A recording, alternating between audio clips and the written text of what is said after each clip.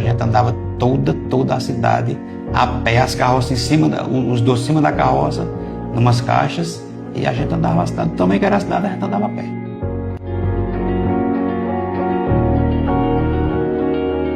A Demel começou com o fechamento de uma empresa que meu pai trabalhava, que chamava-se Dorel. A partir do momento que essa empresa lá fechou, que ele gerenciava, nós iniciamos a Demel, ao longo do ano de 1989. Para ser mais preciso, 29 de outubro de 1989.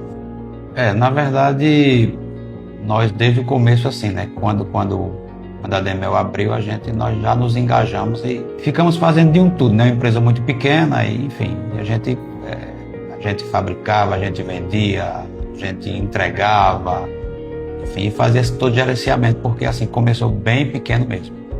Eu lembro bem assim que a gente, no início, como a gente era acostumado a trabalhar com maquinário avançado, e a gente teve que começar bem tudo artesanal, né? Porque nós não tínhamos caldeira e a gente começou mexendo a braço, como se diz, né? Igual faz rapadura. E assim, o processo foi bem complicado, porque foi uma coisa nova, a gente teve que passar por um processo bem de aprimoramento, né? Porque assim, como saiu do que a gente era acostumado a mexer, foi uma coisa totalmente nova e a gente ficou um pouco perdido. Para ser bem sincero, a gente não fez nem uma pré-dimensão quanto a isso, né? Nós começamos meio que, não foi uma opção, né? Assim, enfim, na verdade nós não tínhamos opção, né? Quando a empresa lá fechou, era o que a gente sabia fazer, então nós começamos a fazer. Mas se você me perguntar assim, mas qual era o horizonte naquele dia? Eu vou te confessar que o horizonte naquele tempo era começamos para arrumar o dinheiro da feira mesmo. Nada assim de dizer assim, não, a gente vai ter uma projeção para isso, para aquilo, não. Tipo, era a nossa sobrevivência. Então a gente não tinha opção, a gente tinha que fazer esse processo de doces, que era o que a gente sabia fazer.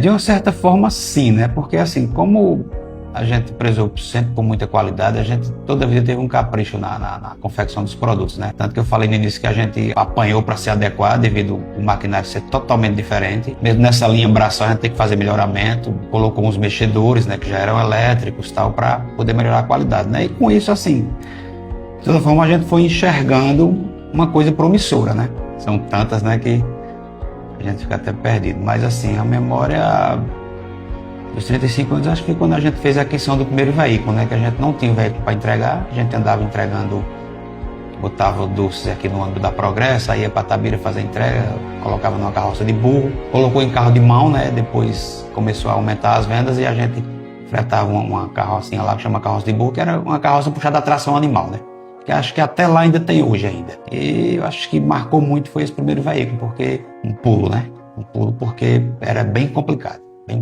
porque a gente andava toda a cidade a pé, as carroças em cima, os dois em cima da carroça, numas caixas, e a gente andava a cidade, também que era a cidade, a gente andava a pé.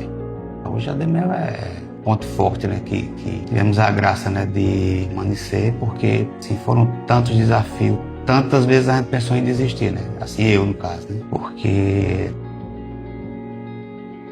a empresa ficou num ponto que era eu para tudo, no caso, né? Assim, eu fabricava, eu saía para entregar, muitas vezes chegava da entrega e tinha que ir para dentro da cozinha e de fabricar. E assim, como desde o início o cuidado da gente foi muito grande e um jeito de colocar o produto, né? A qualidade do produto não ser afetada para assim, levar nosso nome, porque de toda forma, como a gente veio de lá da outra empresa, essa outra empresa lá, ela tinha um nome já conceituado, né? E a gente também prezava pelo nosso nome, né? Como a gente ainda preza até hoje.